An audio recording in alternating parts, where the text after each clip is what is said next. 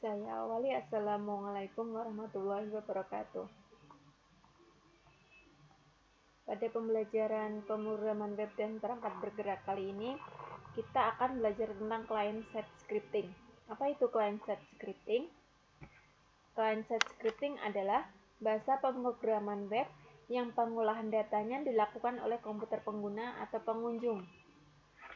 Di sini client-side scripting meliputi kode-kode yang ditampilkan ketika Anda mengklik kanan pada sebuah halaman web dan melihat sumber halaman.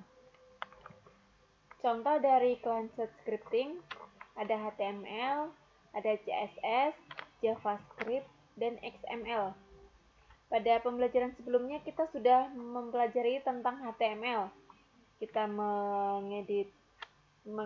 menyisipkan gambar, kita bisa menyisipkan audio, video, lalu kita bikin form, kita mengedit tulisan. Pada kesempatan kali ini kita akan belajar tentang JavaScript. Cara kerja client-side scripting. Pertama, klien atau user melakukan request untuk mengakses sebuah dokumen web.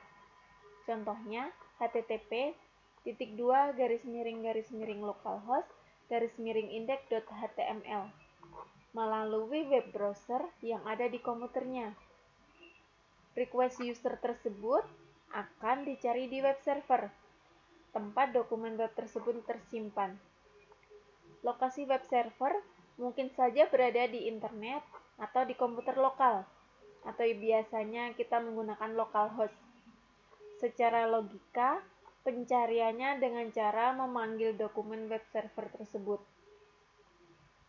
Jika web server tempat dokumen tersebut tersimpan sudah ditemukan, maka web server akan melakukan pengecekan terhadap dokumen web yang di-request oleh user. Jika dokumen di dalamnya berisikan client-side server, maka web server tidak akan melakukan pemrosesan apapun terhadap dokumen web tersebut. Dokumen web tersebut langsung dikembalikan ke klien dalam format HTML. Lalu untuk selanjutnya diproses di sisi klien. Dokumen tersebut diterjemahkan oleh klien atau web browser atau komponen yang berfungsi menerjemahkannya, yaitu komponen script interpreter yang biasa disebut juga dengan web engine. Hasil pemrosesan dokumen tersebut adalah bentuk halaman web dalam format HTML. Halaman web yang telah selesai diproses akan dikembalikan ke klien dalam format halaman HTML yang dapat dilihat di halaman web utama web browser.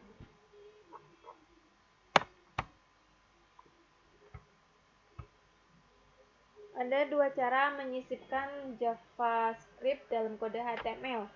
Yang pertama secara internal, yang kedua secara eksternal. Cara pertama secara internal menyisipkan script JavaScript di dalam kode HTML. Jadi langsung dalam kode HTML-nya. Di sini contohnya pembuka HTML, lalu kita penutup HTML, kita hit. Di sini ada title, ada script. Nah, di dalam script ini kita akan membuat kode JavaScript-nya. Lalu setelah ditutup hit, kita ke body.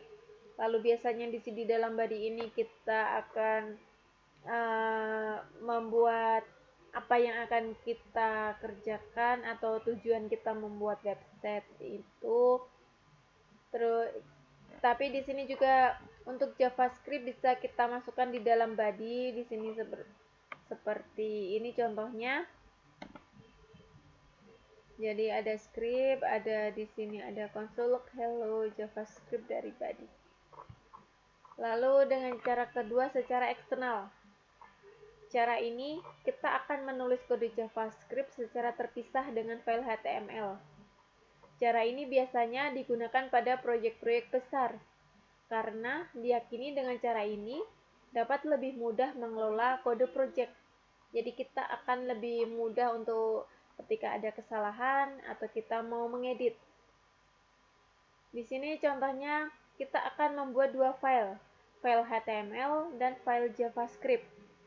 Untuk file JavaScript, di sini saya memberikan contoh sedikit aja. Alert, hello, ini adalah program JavaScript secara eksternal. Di sini kalian bisa simpan filenya dengan kode program.js. Lalu untuk file HTML-nya, kita pembuka HTML, penutup HTML jangan lupa.